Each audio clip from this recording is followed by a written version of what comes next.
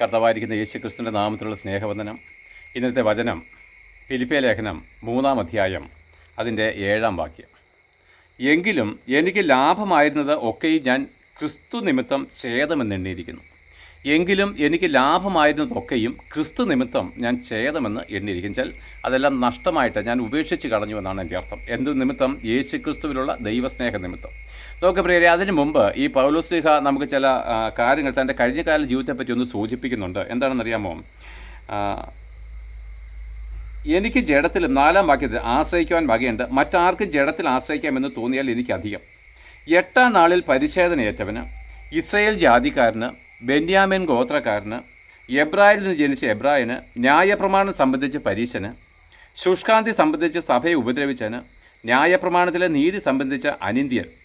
ഇത്രയും പറഞ്ഞതിന് ശേഷമാണ് പറഞ്ഞത്, എങ്കിലും എനിക്ക് ലാഭമായിരുന്നതൊക്കെയും ഞാൻ ക്രിസ്തു നിമിത്തം ഛേദമെന്ന് എണ്ണിയിരിക്കുന്നു. എങ്കിലും എനിക്ക് ലാഭമായിരുന്നു. അപ്പോൾ ഈ കഴിഞ്ഞ കാലത്ത് താനൊരു ന്യായശാസ്ത്രിയായിരുന്നപ്പോൾ, എൻ്റെ പരീശനായിട്ടിരുന്നപ്പോഴാണ് എനിക്ക് ഭയങ്കര ലാഭമായിരുന്നു എൻ്റെ ജീവിതം. പണത്തിന് പണം, അപ്പൻ്റെ സമ്പത്ത്, പിന്നെന്താണ് ഒരു പരീശൻ എന്നുള്ള രീതിയിൽ എനിക്കെന്താണ് ഈ യഹൂദന്മാരുടെ ഇടയിൽ നിന്നുള്ള നന്മകൾ, സമ്പത്ത് കിട്ടാറുണ്ട്, ബഹുമാനം കിട്ടാറുണ്ട്. തെരുവോരങ്ങളിൽ കൂടെ ഞാൻ കടന്നുപോയാൽ റബ്ബി എന്ന് പറഞ്ഞവർ തല കുനിച്ച് എന്നെ വണങ്ങാറുണ്ട്. എന്ന് വെച്ച് കഴിഞ്ഞാൽ ഇന്ന് നാട്ടിലെ ക്രിസ്തീയ വിഭാഗത്തിലെ തിരുമേനിമാരൊക്കെ റോഡിൽ കൂടെ പോകുമ്പോൾ തന്നെ കണ്ടിട്ടില്ലയോ, ആൾക്കാർ പിതാവെ എന്നൊക്കെ വിളിച്ചുകൊണ്ട് അവൻ്റെ മുമ്പിൽ മുട്ടുകാലം മടക്കും. ദൈവത്തെ അറിയാത്തത് കൊണ്ടാണത്. പക്ഷേ ദൈവത്തെ അറിഞ്ഞിരുന്നെങ്കിൽ നശിച്ചു പോകുന്ന ഈ മനുഷ്യനെ നോക്കി ഇവർ പിതാവെന്ന് വിളിക്കുമോ അവരുടെ മുമ്പിൽ മുഴങ്കാലം മടക്കുകയോ ചെയ്യുമായിരുന്നു. മുഴങ്കാലം മടക്കാൻ യോഗ്യനായിരിക്കുന്ന ഒരു വ്യക്തി യേശുക്രിസ്തു. അവൻ്റെ മുമ്പിൽ മാത്രമേ മുഴങ്കാലം മടക്കാൻ കഴിയത്തുള്ളൂ പ്രിയരെ. എന്നാൽ അതുപോലെ എനിക്കൊരു ബഹുമാനം ഉണ്ടായിരുന്നു, സമ്പത്തിന് കുറവുണ്ടായിരുന്നില്ല. പിന്നെന്താണ്, എനിക്ക് പ്രശംസിക്കാൻ ഒത്തിരി കാര്യമുണ്ട്. ന്യായപ്രമാണത്തിൽ ഞാൻ അനിത്യനാണ്, 8-ാം നാളിൽ ഞാൻ പരിച്ഛേദന ഏറ്റവനാണ്.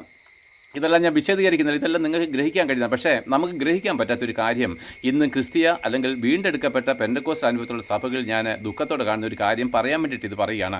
അപ്പോൾ ഇങ്ങനെയുള്ള ഒത്തിരി അനവധിയായിരിക്കുന്ന, എനിക്ക് പ്രശംസിക്കാവുന്ന അനവധിയായിരിക്കുന്ന കാര്യങ്ങൾ എൻ്റെ ജീവിതത്തിലുണ്ടായിരുന്നു. പക്ഷേ ദെമോസ്കോസിൻ്റെ പടിക്കൽ വെച്ച് എൻ്റെ കർത്താവായിരിക്കുന്ന യേശുക്രിസ്തു എന്നെ കണ്ടെത്തിയ നാളിൽ, അവൻ്റെ സ്നേഹത്താൽ ഞാൻ പിടിക്കപ്പെട്ട നാളിൽ ഞാനൊരു കാര്യം മനസ്സിലായി, ഇത് മുഴുവനും എന്താണ്? വേസ്റ്റാണ്. ഞാനിതെല്ലാം കൂടെ തൂത്തുവാരി എന്താ ചെയ്യുന്നറിയാം? വേസ്റ്റ് ബിന്നിനകത്ത് കൊണ്ടിട്ടുന്നു. അതായത് എൻ്റെ പഴയ മതഭക്തി, എൻ്റെ പഴയ നാളിലുള്ള പൗരോഹിത്യം അല്ലെങ്കിൽ പരീശത്വം, എൻ്റെ പഴയ നാളിലുള്ള അല്ലെങ്കിൽ എന്താണ് ഞാൻ എബ്രായിൽ ജനിച്ച എബ്രായന്, ഞാൻ ബെന്യാമിൻ ഗോത്രക്കാരനുള്ള യഹൂദ മതപ്രകാരമുള്ള എൻ്റെ എന്താണ് പാരമ്പര്യങ്ങൾ, ഇതെല്ലാം ഞാൻ തൂത്തുവാരി എന്താണ് തീ കത്തിക്കുന്ന, അല്ലെങ്കിൽ നമ്മൾ നാളെ തീ കത്തിക്കുവാനായിട്ട് സൂക്ഷിക്കുന്ന വേസ്റ്റ് ബിന്നിനകത്ത് കൊണ്ടിട്ടെന്നാണ് ഈ പൗലോസ് പറഞ്ഞത്. എന്ത് നിമിത്തം? യേശുക്രിസ്തുവിൻ്റെ സ്നേഹം തിരിച്ചറിഞ്ഞതുകൊണ്ട്. പ്രിയപ്പെട്ടവരെ, ഇത് ഞാൻ പെന്തക്കോസ്തൽ അനുഭവമുള്ള സഭകളോടാണ് പറയുന്നത്, എന്നോട് തന്നെയാണ് പറയുന്നത്. നമ്മൾ പല വിഭാഗമായിരിക്കുന്ന ആൾക്കാരാണ്. അല്ലെങ്കിൽ ഞാനായിരിക്കുന്ന സഭയിൽ ജ്ഞാനായക്കാരിൽ നിന്ന് വിശ്വാസത്തിൽ വന്നവരുണ്ട്, മർത്തോമാക്കാരിൽ നിന്ന് വന്നവരുണ്ട്, ഹിന്ദുവിൽ നിന്ന് വന്നവരുണ്ട്, മുസ്ലിങ്ങളിൽ നിന്ന് വന്നവർ ഞാനായിരിക്കുന്ന ഇപ്പോഴത്തെ സഭയിലില്ല. എന്നാൽ നോക്ക് പ്രിയരെ, സകല ജാതിക്കാരുടെയും വംശക്കാരുടെയും ഭാഷക്കാരുടെയും ഗോത്രക്കാരുടെയും ഇടയിൽ നിന്ന് യേശുക്രിസ്തു തൻ്റെ രക്തം കൊടുത്ത് വിലയ്ക്ക് വാങ്ങിയ ഒരു ജനമാണല്ലോ ദൈവത്തിൻ്റെ സഭ എന്ന് പറയുന്നത്. ലോകത്തിലെമ്പാടും ഈ കാര്യം നമുക്ക് കാണുവാൻ കഴിയും. പക്ഷേ ഞാൻ പലപ്പോഴും ക്രിസ്തീയ മതവിശ്വാസത്തിൽ നിന്ന് അല്ലെങ്കിൽ സുറിയാനി ക്രിസ്ത്യാനികളുടെ ഇടയിൽ നിന്നൊക്കെയും ക്രിസ്തുവിലേക്ക്, ഈ മാനസാന്തരത്തിലേക്ക്, ഈ രക്ഷയിലേക്ക് വന്ന പലരുടെയും ജീവിതത്തിൽ അവരുപേക്ഷിച്ച് പോയ പഴയ കാലത്തെ ഇന്ന് പ്രശംസിക്കുന്നത് ഞാൻ കണ്ട് അത്ഭുതം കൂറിയിട്ടുണ്ട്. ഞാനൊരു ഹിന്ദുമത വിശ്വാസത്തിൽ നിന്ന് മാനസാന്തരപ്പെട്ട് വന്നവനാണ്. പക്ഷേ എനിക്ക് ലെവലേശം പോലും ആ കാര്യത്തിൽ പ്രശംസയില്ലെന്ന് മാത്രമല്ല, ഞാൻ അന്നേ അത് മുഴുവൻ തൂത്തുവാരി ഒരു പൊടി പോലും ഇല്ലാതെ വേസ്റ്റ് ബിന്നിനകത്ത് ഇട്ട് കൊടുത്തവനാണ്. കാരണം എന്താണെന്ന് പറയുമ്പോൾ, യേശുക്രിസ്തു ഞാൻ തിരിച്ചറിഞ്ഞപ്പോൾ എൻ്റെ പഴയകാല ജീവിതത്തോടും എൻ്റെ പിതൃ പാരമ്പര്യത്തോടും എൻ്റെ മതഭക്തിയോടും എനിക്ക് അങ്ങേയറ്റം വെറുപ്പുണ്ടായി. കാരണം യേശുക്രിസ്തു ഞാൻ ശരിക്കും രുചിച്ചറിഞ്ഞുകൊണ്ടാണ് ഇങ്ങോട്ട് കടന്നു വന്നത്. ആകയാൽ നോക്ക് പ്രിയരെ, പൗലോസ് അപ്പോസ്തലൻ അത് തിരിച്ചറിഞ്ഞു. ഞാൻ ഓടിയത് ഇവിടെ പറഞ്ഞ ന്യായപ്രമാണ പ്രകാരം എന്താണ്? സഭയെ ഉപദ്രവിച്ചവനാണ്. ഇപ്പോഴാണ്, അന്ന് ഏതാണ്ടോ വലിയ ആളാണെന്നുള്ള രീതിയിലാണ്, ഇപ്പം ദൈവത്തിൻ്റെ ഏതോ പ്രത്യേക ആളാണെന്നുള്ള രീതിയിലാണ് ഈ അതാണ് സ്തെഫാനോസിനെയൊക്കെ കൊല്ലുവാൻ കൂട്ടി നിൽക്കുന്നതും ദെമോസ്കോസിലേക്ക് അവിടെ വിശ്വസിക്കുന്ന വിശ്വാസികളുടെ എന്താണ് അവരെ പിടിച്ച് തടവിലാക്കാനും കൊന്നു കളയാനുള്ള അധികാരപത്രം കൊണ്ട് പോകുന്നതൊക്കെ എന്താണ്? താൻ എന്തോ ദൈവത്തിന് വേണ്ടി ഓടുന്ന ഒരു വ്യക്തിയായിട്ടാണ് മനസ്സിലായത്. പക്ഷേ സത്യം തിരിച്ചറിഞ്ഞു. പരിജ്ഞാനപ്രകാരമല്ല ഓടി എന്നുള്ള കാര്യം തിരിച്ചറിഞ്ഞു. യേശുക്രിസ്തുവിലുള്ള പരിപൂർണത മനസ്സിലാക്കിയപ്പോൾ അതിനെ മുഴുവൻ സമ്പൂർണ്ണമായിട്ടും കഴുകി അവനെടുത്തു. നോക്ക് പ്രിയരെ, ഇനി പഴയതൊന്നും എൻ്റെ മേലില്ല. പഴയ പാരമ്പര്യമോ പഴയതായിരിക്കുന്ന പൗരോഹിത്യമോ പണ്ടുള്ള ജീവിതത്തിലെ അല്ലെങ്കിൽ മതപരമായിരിക്കുന്ന യഹൂദ മതപ്രകാരമുള്ള എന്താ അല്ലെങ്കിൽ ഇസ്രായേൽ ഗോത്രത്തിൽ നിന്നുള്ളവൻ എന്നുള്ള രീതിയിലുള്ള യാതൊരു പ്രശംസ എനിക്കില്ല. ഒരു പ്രശംസ മാത്രമേ ഉള്ളൂ. എന്താണെന്ന് എന്താണെന്നറിയാമോ? എൻ്റെ കർത്താവായിരിക്കുന്ന യേശുക്രിസ്തുവിനുള്ള പ്രശംസ മാത്രമേ ഉള്ളൂ. അവൻ എന്നെ ഈ സകല മതഭക്തിയിൽ നിന്ന് വീണ്ടെടുപ്പാൻ, ഈ നരകവിധിയിൽ നിന്ന് വീണ്ടെടുപ്പാൻ, അവൻ തന്നെ പറയുന്നു, യഹൂദന്മാരായാലും യവനന്മാരായാലും ശരി, കർത്താവായിരിക്കുന്ന യേശുക്രിസ്തുവിനുള്ള വിശ്വാസത്താൽ അല്ലാതെ നമുക്ക് രക്ഷയില്ലെങ്കിൽ, നോക്ക് പ്രിയരെ, നിങ്ങൾ ആരെങ്കിലും ഇന്നും ഈ രക്ഷാനുഭവത്തിലേക്ക് വന്നിട്ടും നിങ്ങളുടെ കഴിഞ്ഞകാല ജീവിതത്തെപ്പറ്റി ഓർത്ത് അതിൽ ഊറ്റം കൊള്ളുന്നുവെങ്കിൽ നിങ്ങൾ ഇനി മാനസാന്തരപ്പെടേണ്ടത് ആവശ്യമാണ്. ഞാൻ പണ്ടെന്താണ് വലിയ ഉയർന്ന ഒരു തലമുറയിലുള്ളവനായിരുന്നു. നിങ്ങളുടെ ഭാഷയും നിങ്ങളുടെ ഗോത്രത്തെയും നിങ്ങളുടെ പിതൃപാരമ്പര്യത്തെയും പഴയ കാലത്തിൽ നിങ്ങളെന്താണ് പുരോഹിതന്മാരെയൊക്കെയും ഇന്ന് നിങ്ങൾ ആ അനുഭവത്തിലാണ് കാണുന്നതെങ്കിൽ തീർച്ചയായിട്ടും നിങ്ങൾ മാനസാന്തരപ്പെട്ടേ പറ്റൂ. ഒരു ചെറിയ സംഭവത്തെ കൂടെ പറഞ്ഞു നിർത്താം.